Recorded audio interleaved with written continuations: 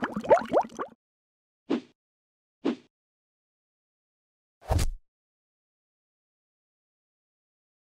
à tous!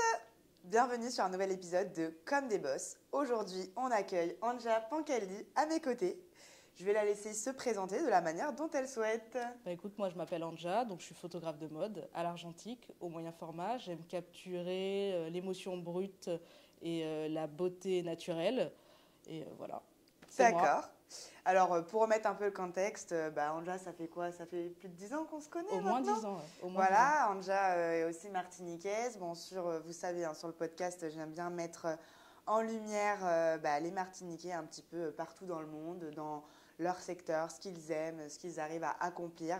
Voilà, c'est un petit peu le but de ce podcast.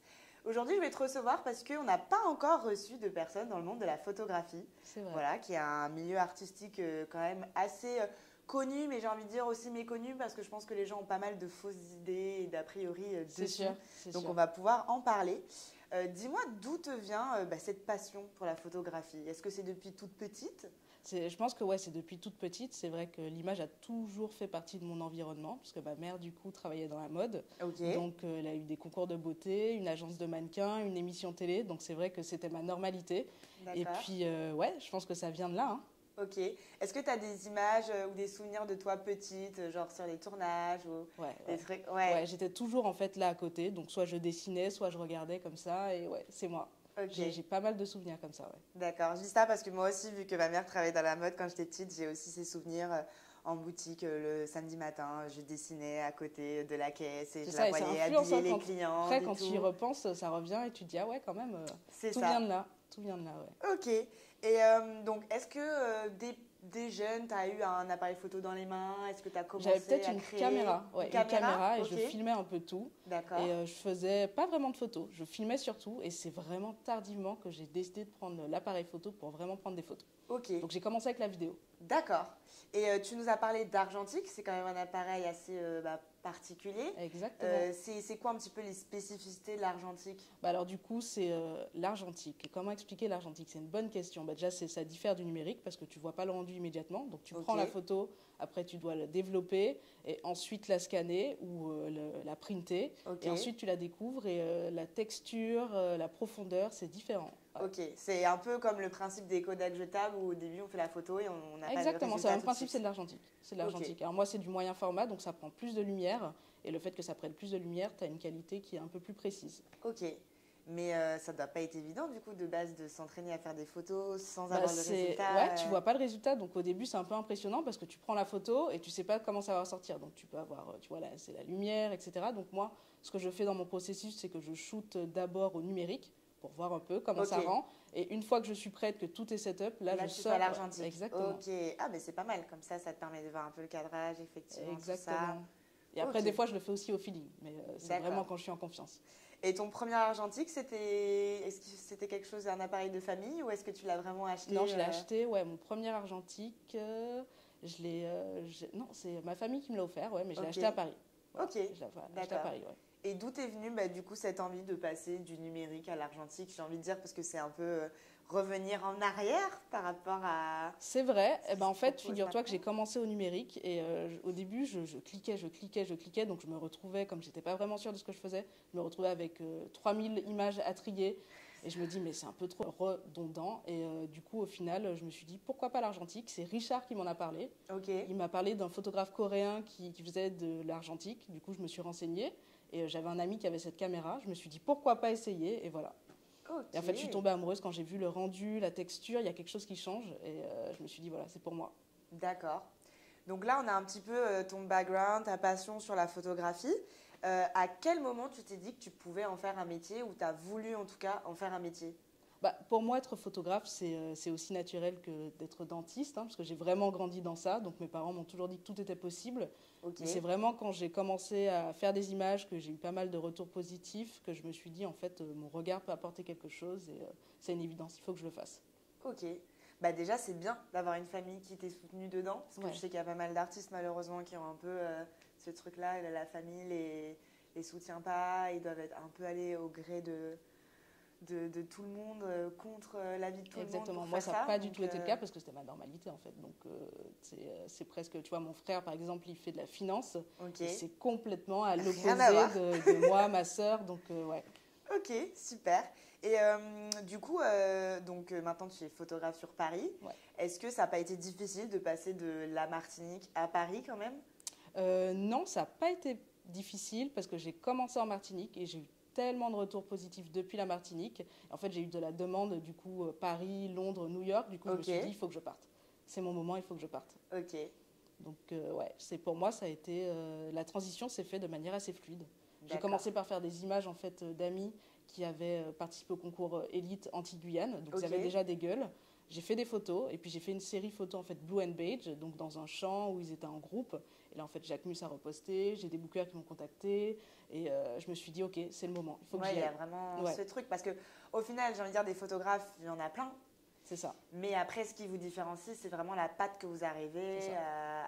à transmettre, l'émotion que vous arrivez à transmettre par rapport C'est ça. aux Moi j'avais photos. déjà une vision claire, j'avais déjà un univers assez marqué, du coup je pense que ça a fait la différence. Et puis j'ai aussi fait un travail toujours inspiré des jumeaux sur mon feed. Je voulais que ça ait un rendu professionnel, du coup je voulais qu'il y ait une identité forte. J'ai vraiment travaillé dessus et je pense que ça fait la différence aussi. Ça aide. Parce que quand on rentre sur ton Instagram, on voit quelque chose de carré, concret. On se dit, ok, elle est pro. En fait, tout le monde me dit, ah, mais ça fait 10 ans que tu fais la photo, ça faisait même pas 6 mois. Quoi. Ok. C'est Ouais, fou. donc il y a quand même l'importance du réseau social, de sa page Instagram au final qui compte quand même. Ouais, pour quand moi, on se ça a fait market. toute la différence. Ok. Parce que je suis plutôt discrète. Quand on me voit, je parle pas trop. Et donc, pour me faire connaître à Paris, à New York, à Londres, il a fallu passer par les réseaux sociaux. Quoi. Ok. Se marketer, savoir se marketer. C'est ça. En fait, c'est comme si ta page Instagram, c'est un peu ton book pour voilà. Exactement, ouais, c'est ça. Tenez, Bah, voilà c'est mon travail. Il y a peut-être, je dirais, 2 ans que j'ai décidé de faire un portfolio. Avant, je mettais uniquement sur mon Tenez Insta. mon Instagram. Voilà, ok. c'est ça. D'accord. Et du coup, tu nous en parles là, ça t'a fait voyager en fait ce métier. Tu as Ouais. pu faire plusieurs villes, Bah bosser ouais, j'ai pu faire, plusieurs endroits. ouais, j'ai pu bosser en tout cas à Londres, Paris et New York. Donc je trouve que c'est déjà très très cool. C'est bien, les grandes capitales. Ouais, très très cool. Alors New York, c'est que récemment, tu vois, c'était pour l'événement du petit ami de Bella Hadid où j'ai dû faire des photos, donc trop bien, Ok. trop bien. Et après Londres, ça a été vraiment début de carrière et puis ça s'est enchaîné. Ok. Et qu'est-ce qui, ça te plaît justement ce métier où en fait tu sais pas trop où tu vas arriver, où J'adore. tu peux être J'adore. booké à n'importe quel moment parce que c'est quand même assez instable en fait en termes ne serait-ce que d'emploi du temps, même en termes d'horaire. J'imagine des fois il y a des shoots de journée, des shoots de nuit. Exactement, ouais. Bah, du coup, vu que pareil, mes parents, en fait, ils n'ont jamais eu un rythme précis. Pour moi, pas avoir vraiment un rythme, tu sais pas ce que tu vas faire demain, après-demain, c'est. Ouais, tu t'es jamais mis de pression, il faut que j'aille travailler à 9h, je finis à 17h. C'est ça. Et je pense qu'au contraire, ça me stresserait de Ok. devoir me lever, faire la même chose. Ou ouais, j'aime bien sortir. Et en fait, vu que je suis timide aussi, ça me pousse un peu chaque jour à sortir de ma zone de confort. Et ça, c'est hyper important. Ok. Ça me donne pas le choix. Je dois me lever et faire quelque chose de différent, dans des contextes différents. Et c'est jamais le même setup en fait. Ok, intéressant. Et du coup, tu fais pas mal de portraits de mannequins quand même. Ouais, pas j'ai mal. pu Ouais. voir. Ouais. Ouais. Moi, je travaille majoritairement là avec des agences en fait de mannequins, donc c'est moi qui réalise leur book. Ok. Du coup, ils ont besoin d'images en fait, les mannequins, et pour se présenter. Donc, selon la direction, ça peut être un peu plus commercial, un peu plus fashion. Alors moi, c'est souvent des mannequins fashion parce que je travaille avec des agences qui sont assez, comment dire ça, assez Pointu en termes de pointues, mode. ouais, pointues en termes de mode, et du coup, ouais, je réalise leur book. Voilà. Ok. Et qu'est-ce qui te plaît donc, on a parlé de la photographie, mais du coup, il y a vraiment aussi la mode. Hein, je pense que c'est le fil conducteur, les deux. Ouais. Qu'est-ce qui te plaît dans la mode genre, qu'est-ce que t'aimes qui fait que ça te fait kiffer? C'est une bonne question. Qu'est-ce que tu entends par qu'est-ce que j'aime? Est-ce que tu as vraiment des créateurs ou vraiment des styles de mode que tu aimes beaucoup Ouais, alors au début, j'étais complètement. Je me suis vraiment intéressée à la mode quand j'ai vu un peu l'univers de Jacques Mus. Ok. Parce que je comprenais, mais sans vraiment comprendre. Et quand j'ai vu l'univers de Jacques Mus, je me suis dit génial. Parce que c'est quand même assez simple, mais en même temps, il y a des couleurs. Enfin, ça peut être cool. Et puis au fur et à mesure, ça a bifurqué. Je suis plutôt, tu vois, Maison Margiela, Oui, Jil c'est ça, Sander, beaucoup plus Prada. Ouais, c'est un peu. Ça évolue, quoi. Et c'est vrai que je pense Simon Porte Jacques Mus, il a vraiment démocratisé un peu la mode. C'est ça. Parce que même toutes ses inspirations, c'était tellement plus simpliste, effectivement, que ce soit les couleurs ça. primaires, les formes, son univers, la Provence. Donc en fait, on s'identifie plus. C'est peut-être plus simple de se dire, on peut mettre des choses qu'on aime dans la mode. C'est ce qui m'a inspiré, tu vois, ma première série photo. En fait, il faisait tellement de... Surtout qu'au début, quand tu vas sur son Instagram et que tu redescends, il faisait pas mal de photos en fait, de ses collections à l'iPhone. Et c'est comme ça que je me suis dit, ben, je prends des vêtements. Quand j'ai fait mes premières séries photos en Martinique, je me suis dit, je prends des vêtements, je vois un peu les couleurs qui s'opposent, les formes, et je fais quelque chose. Et je crée. Voilà. Ça, je pense que c'est un réel atout de notre siècle. C'est que maintenant, grâce à nos téléphones, on peut tous en fait faire de l'art. On n'a plus besoin d'avoir l'appareil photo à des milliers d'euros. En fait, voilà, il y a plein de, grâce aux créateurs de contenu, etc. On peut faire des choses superbes avec un iPhone. Et d'ailleurs, le dernier défilé Jacquemus est filmé entièrement à l'iPhone. Exactement. Et je trouve que c'est super quali et c'est hyper cool, quoi. J'adore. Ok. Et du coup, voilà, maintenant des choses un petit peu plus pointues. Est-ce que du coup, il y a des agences ou des marques avec qui tu rêverais de travailler ? Alors les agences, c'est vrai que je travaille déjà avec les agences avec lesquelles j'arrive de travailler, donc ça c'est déjà un premier coup, tu vois, IMG, Next et tout, c'est vraiment le top. Les grosses agences, ouais. C'est cool. Et au niveau des marques, ouais, pour moi c'est Prada, Miu Miu, donc j'ai déjà fait des collaborations avec des influenceurs pour ces marques, mais j'ai jamais encore travaillé pour la marque donc c'est le prochain step, quoi, j'espère. Ok, intéressant. Est-ce que du coup, tu as eu l'occasion d'être bookée lors de Fashion Week ? Est-ce que c'est des événements, des semaines pour toi dans l'année qui sont importantes ou pas plus que ça ? Si, c'est assez important pour moi la Fashion Week, notamment parce qu'il y a tous les mannequins en fait, du monde qui viennent. Et du coup, il y a une vraie demande pour les books de mannequins, logiquement, parce qu'on a besoin de les refaire juste avant les défilés, etc. Et puis ensuite, ouais, je fais aussi des photos backstage. Donc ouais, je vais sur les sets et je fais des photos. Et puis j'assiste aussi des fois à Axel Joseph. Donc, il fait les photos officielles des marques. Donc, voilà, ouais. C'est vrai si vous ne connaissez pas Axel, allez checker son Instagram. Vraiment, pareil, une pépite caribéenne. C'est ça. Donc, ouais, la Fashion Week, ouais, c'est plutôt une semaine très chargée pour moi parce que du coup, la journée, peut-être la matinée, je fais des photos des mannequins. L'après-midi, je vais sur les défilés. Et le soir, j'ai des événements. Oui, donc ça s'enchaîne. Pas beaucoup. Ouais, c'est ça. Heureusement, c'est pas tout le temps dans l'année. C'est pas tout le temps, mais c'est quand même assez régulier. J'allais dire, quand on vit à Paris, j'ai l'impression que la Fashion Week, c'est. Tu vois, là, il y avait la Fashion Week Homme. Là, ça a commencé à New York. Et puis après, ça arrive sur nous au mois de mars. C'est ça. Exactement. Donc, ça s'enchaîne. C'est ça. Ok.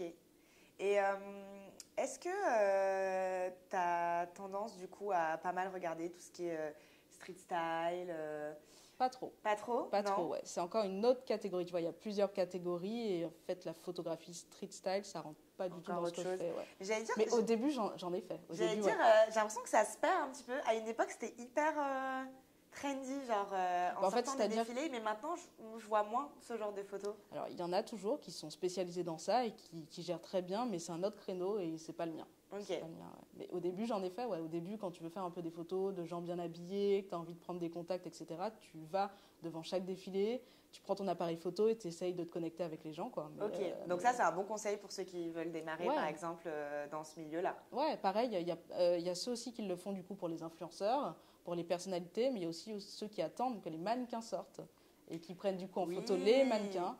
Et effectivement, ça t'aide à comprendre un peu les visages et c'est déjà un très bon début parce que du coup, tu prends l'Instagram et puis après, tu peux peut-être reproposer un shoot. C'est vrai qu'au tout départ, et à un moment donné, quand je suivais vraiment la mode, je regardais les photos comme ça de mannequins qui sortaient et du coup, je connaissais toutes les mannequins du moment. C'est ça. Et maintenant, quand je regarde, je me dis, voilà, je suis perdue, je n'ai plus une nouvelle tête. Mais c'est là aussi, on voit que certaines têtes perdurent et qu'il y a vraiment des mannequins, ça fait 10 ans qu'elles travaillent et qu'elles sont dans le milieu et qu'elles sont là à tous les défilés, quoi. Donc, exactement, ouais, c'est vrai. Ok. Est-ce que c'est un métier, du coup, que tu dois faire longtemps ou tu dois évoluer, faire autre chose à un moment donné de ta vie Je me vois faire ce métier toute ma vie, mais je me vois aussi faire d'autres choses, notamment du cinéma. J'aurais bien aimé me lancer dans le cinéma, ouais. J'ai pour projet de lancer mon premier court-métrage. Intéressant. Voilà, c'est ça, ouais. Et puis après, en vrai, on verra ce que la vie me réserve. Hein. Je suis plutôt curieuse, donc on ne sait pas. D'accord, c'est cool. Qu'est-ce que tu trouves d'intéressant, de différent dans la vidéo par rapport à la photographie, puisque ça... Là, c'est en mouvement, donc c'est un peu moins figé. Tu peux raconter une histoire, mais d'une façon différente. Et je dirais que c'est ça, ouais. Ça doit être quand même aussi, je pense, plus difficile, parce que je trouve que c'est plus compliqué de contrôler une image en vidéo, forcément qu'en photo, c'est qu'un seul instant. Exactement. Et en plus, en vidéo, je fais aussi l'exercice qui n'est pas facile, je le fais à l'argentique. Notamment, tu vois, j'ai fait le défilé Louis Vuitton, donc c'était ma première vidéo, c'était pour un influenceur, et j'ai tout fait à l'argentique. Donc j'étais là, et en fait, tu filmes, et tu ne sais pas ce que tu filmes. Et tu découvres après, ouais. Et tu dois quand même raconter une histoire, mettre en avant les looks. Donc, ouais. Ok, pas évident. Mais c'est bien, t'aimes te challenger au final. Ouais, j'aime bien. Je trouve que c'est un peu plus, c'est un peu plus, je sais pas comment dire, mais ouais, j'adore. Ok, J'adore. c'est stimulant en fait. C'est stimulant, ouais. C'est stimulant. Et c'est hyper important de rester toujours stimulé, sinon tu restes toujours dans ta zone de confort. Donc, Ok. Et pour toi, bon, je pense que vu le milieu, il n'y avait pas le choix, mais t'aurais jamais pu faire ce métier en Martinique. non, je pense pas. Je pense pas, ouais. Ouais, Non. obligé de partir. Non, c'est vrai que partir, c'est un peu la suite logique. Donc tu peux ramener ensuite ta vision, tu peux proposer aux marques de faire peut-être éventuellement des shoots en Martinique, mais être basé en Martinique, je pense que peut-être dans les îles voisines, ouais, quand tu es à Saint-Barth, tu peux faire un peu plus de mode, Ouais, c'est parce que sûr tu as que pas mal de c'est mannequins qui différent. passent, tu as quand même des marques qui viennent, peut-être ouais, à Saint-Barth, mais en Martinique, non, je pense pas. Ouais, compliqué. Et du coup, qu'est-ce que tu pourrais conseiller à un jeune photographe qui veut se lancer? Si tu avais genre 5 conseils clés à lui donner. Vision claire, persévérance, networking. 5, tu m'as dit? Du coup, j'ai Ouais. dit vision claire, persévérance, networking. Déjà, ces trois-là. Ok. Ces trois-là, ouais. Networking, toi qui du coup tu nous disais qu'il est un peu timide, c'est pas un peu difficile justement de devoir interagir, se montrer, être vu, quand même parler pour avoir des contrats, pour voilà, Exactement. discuter Alors, avec les marques, les agences. c'est pas évident. C'est vrai que pour moi, c'est un exercice qui est pas évident, mais ça fait toute la différence parce que tu peux être un très bon photographe, mais si tu te présentes pas aux bonnes personnes, tu vas toujours un peu stagner.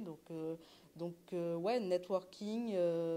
Alors moi, c'est différent parce que je fais de la photo, donc il suffit d'envoyer un message un peu sur Insta. Si ton Instagram il est pro, que tu as des images quali, forcément tu as un retour. Ok, Et ensuite, la personne, elle a déjà une idée de ce que tu fais, et quand tu la rencontres, donc c'est déjà un peu plus simple. c'est un peu plus simple parce qu'elle a l'impression de te connaître via les réseaux sociaux. Donc après, elle oriente ses questions et tu joues un peu de jeu, quoi. Ok.